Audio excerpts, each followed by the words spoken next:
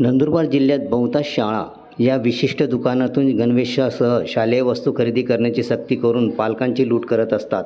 आता दर शनिवारी क्रीडा गणवेशाच्या नावाने विद्यार्थ्यांसाठी पालकांना विशिष्ट दुकानातून गणवेश घेण्याची सक्ती केली जात आहे व त्यातून पालकांची आर्थिक लूट केली जात आहे। यातून होणारे पालकांची लूट थांबवून त्या शैक्षणिक संस्थांची चौकशी करावी या आशयाचे निवेदन जिल्हाधिकारी आणि शिक्षणाधिकारी यांना हिंदू सेवा साई समितीकडून देण्यात आले। दर शनिवारी आनंददायी शनिवार किंवा योगासने करण्यासाठी शाळेत क्रीडा गणवेशाचे स्पोर्ट ड्रेस खरेदी करण्यास तोंडी सांगतात। हा शालेय क्रीडा गणवेश स्पोर्ट ड्रेस 600 ते 700 रुपयेपर्यंत मिळतो। वास्तविक पाहता या गणवेशाची गुणवत्ता बघता हा फक्त 300 ते 350 रुपये किमतीचा असेल, परंतु शाळेच्या सिम्बॉल लावून त्याची दुप्पट किमतीने विक्री केली जात आहे।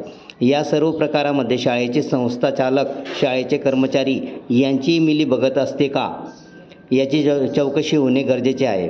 तरी वरील तक्रारीची दखल घेऊन शैक्षणिक संस्थांची चौकशी करून पालकांना न्याय मिळवून द्यावा असे निवेदनातून मागणी करण्यात आली आहे। निवेदन हिंदू सेवा साई समितीचे धर्मसेवक नरेंद्र पाटील, जितेंद्र राजपूत, राजू चौधरी, संदीप राजपूत, उज्ज्वल राजपूत यांनी दिले आहे।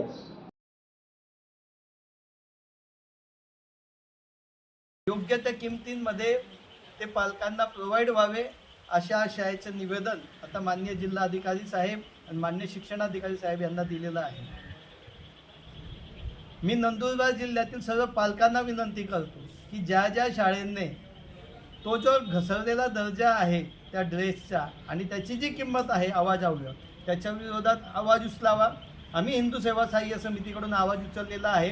शिक्षणाधिकारी माननीय जिल्हाधिकारी साहेब यांना विनंती केलेली आहे की त्या सर्व शैक्षणिक संस्थांची चौकशी व्हावी, जेणेकरून ती लूट थांबवता येईल आणि पालकांना न्याय मिळेल, विद्यार्थ्यांना न्याय मिळेल अशी अपेक्षा आम्ही हे निवेदन देताना व्यक्त केलेली आहे।